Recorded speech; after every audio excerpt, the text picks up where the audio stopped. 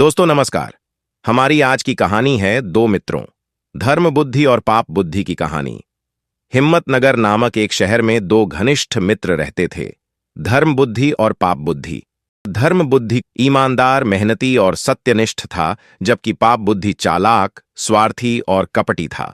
दोनों का स्वभाव पूरी तरह से विपरीत था, लेकिन वे अच्छे मित्र थे। एक दिन पाप बुद्धि के मन में एक कपटपूर्ण योजना आई। उसने सोचा कि अगर वह धर्म बुद्धि को किसी दूर देश में व्यापार करने के लिए मना ले और फिर उसके धन को किसी चाल से हड़प ले, तो वह जिंदगी भर ऐश आराम से जी सकेगा। पाप बुद्धि ने धर्म बुद्धि से कहा, मित्र, इस छोटे से गांव में हम कितना कमाएंगे? क्यों ना हम किसी बड़े शहर में जाकर व्यापार करें। वहां हम बहुत सारा धन कमा सकते हैं और फिर वापस आकर आराम से जीवन जी सकते हैं। धर्म बुद्धि, जो हमेशा अपने मित्र की बात मानता था, इस विचार से सहमत हो गया। वह यह नहीं जानता था कि उसके मित्र के मन में छल की योजना चल रही थी। दोनों मित्र अपने अपने घरों से बचत की हुई सारी संपत्ति लेकर एक बड़े शहर की ओर निकल पड़े। वहां पहुंचकर उन्होंने अपना व्यापार शुरू किया और कुछ साल में खूब मुनाफा कमाया। दोनों मित्र अच्छा खासी संपत्ति लेकर खुशी खुशी गांव लौटने लगे। गांव के नजदीक पहुंचने पर पाप बुद्धि ने फिर से अपनी दुष्ट बुद्धि और चालाकी का परिचय दिया। उसने धर्म बुद्धि से कहा, देखो भाई, अगर हम सारा धन एक साथ गांव में ले जाते हैं तो लोग हमें देखकर ईर्ष्या करेंगे। कुछ लोग कर्ज मांगने आएंगे और हमें यह भी डर रहेगा कि कहीं चोर हमारा सारा धन न चुरा लें। मेरा सुझाव है कि हम कुछ धन जंगल में ही किसी सुरक्षित जगह गाड़ दें और आवश्यकता होने पर समय समय पर अपनी जरूरत के हिसाब से इसे निकाल लें। सीधे सादे धर्म बुद्धि को पाप बुद्धि की यह योजना सही लगी। वह उसकी दुष्ट चाल को समझ नहीं पाए और दोनों ने मिलकर जंगल में एक सुरक्षित जगह गड्ढा खोदा और वहां अपना धन गाड़कर छुपा दिया। उसके बाद वे आराम से अपने घर लौट आए। कुछ दिन बाद पाप बुद्धि ने रात के अंधेरे में अकेले ही जंगल जाकर गड़े हुए सारे धन को निकाल लिया और उसे अपने घर में छिपा लिया। वह सोचने लगा कि अब वह आराम से जीवन बिताएगा और धर्म बुद्धि को कभी पता भी नहीं चलेगा। कुछ दिनों बाद धर्म बुद्धि को अचानक धन की आवश्यकता पड़ी। उसने पाप बुद्धि से कहा, मित्र, मुझे कुछ धन चाहिए। चलो जंगल से वह धन निकाल लाते हैं जो हमने वहां छिपाया था। पाप बुद्धि तैयार हो गया, लेकिन उसके मन ही मन में एक कुटिल चालाक योजना चल रही थी। दोनों जंगल गए और गड्ढा खोदा, पर वहां कोई धन तो था ही नहीं। फिर कहां से मिलता? पाप बुद्धि ने तुरंत धर्म बुद्धि पर उल्टा इल्जाम लगा दिया, तुमने ही यह धन चुपके से निकाल लिया होगा और तुमने मेरे साथ धोखा किया है। धर्म बुद्धि यह सुनकर हैरान रह गया। वह ईमानदार था और उसने कभी ऐसा कुछ नहीं किया था। दोनों मित्र आपस में लड़ने लगे।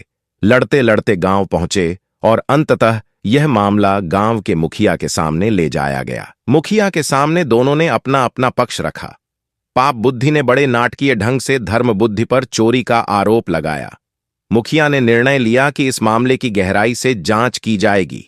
जैसे गांव में होता है, पहले तो गांव के विधान के हिसाब से वह दिव्य परीक्षा करने का आदेश देने वाला था, जिसमें दोनों को आग से गुजरना होता और अपराधी का पता चल जाता। लेकिन पाप बुद्धि ने यहां भी एक और चाल चली। उसने कहा, महाशय, हम दोनों पर विश्वास करने के बजाय क्यों ना हम वन देवता से साक्षी लें। जिसके पास हमने धन को दबाकर छुपाया था, वह वृक्ष के द्वारा सच बताएंगे कि धन किसने चुराया। मुखिया को यह सुझाव ठीक लगा और उसने इसे मान लिया।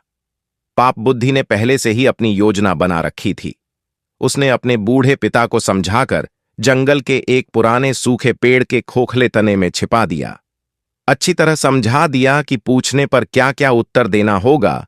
अब पाप बुद्धि पूरा बेफिक्र हो चुका था कि प्रश्न पूछने पर उसका पिता भीतर से आवाज देगा और सबको यकीन दिलाएगा कि धर्म बुद्धि ही चोर है। जब मुखिया और दोनों मित्र गांव वालों के साथ उस पेड़ के पास पहुंचे, तो मुखिया ने वन देवता से साक्षी देने और सच बताने को कहा और चोर का नाम बताने की प्रार्थना की। तभी पेड़ के भीतर से आवाज आई, धन की चोरी धर्म बुद्धि ने की है। धन की चोरी धर्म बुद्धि ने की है। धर्म बुद्धि को यह सुनकर बहुत आश्चर्य हुआ। लेकिन उसने स्थिति को समझते हुए अपनी बुद्धि का उपयोग किया और मुखिया जी से कुछ समय मांगा। साथ ही एक साहसिक कदम भी उठाया। उसने पास में रखी जलती हुई मशाल उठाई और उस पेड़ के नीचे आग लगा दी जहां से आवाज आई थी। कुछ ही समय में पेड़ जलने लगा। अब पाप बुद्धि के चेहरे की हवाइयां उड़ने लगीं और उसके साथ ही आग की लपटों से पाप बुद्धि का पिता भी भीतर से चिल्लाने लगा। जलती हुई आग से बचने के लिए पाप बुद्धि का पिता तने से बाहर निकल आया और हाथ जोड़कर सच्चाई उजागर कर दी।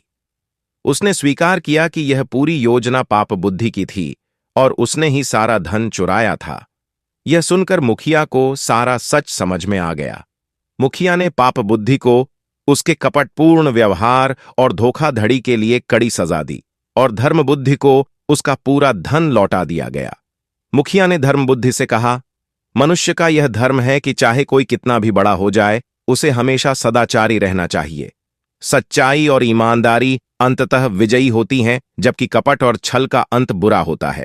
दोस्तों, पंचतंत्र की ये कहानी हमें यह सिखाती है कि चाहे परिस्थितियां कितनी भी विपरीत क्यों न हों, छल, कपट और धोखाधड़ी से किसी को क्षणिक लाभ मिल सकता है, लेकिन अंततः सच्चाई ही उजागर होती है और ईमानदारी और सत्यनिष्ठा हमेशा जीतते हैं।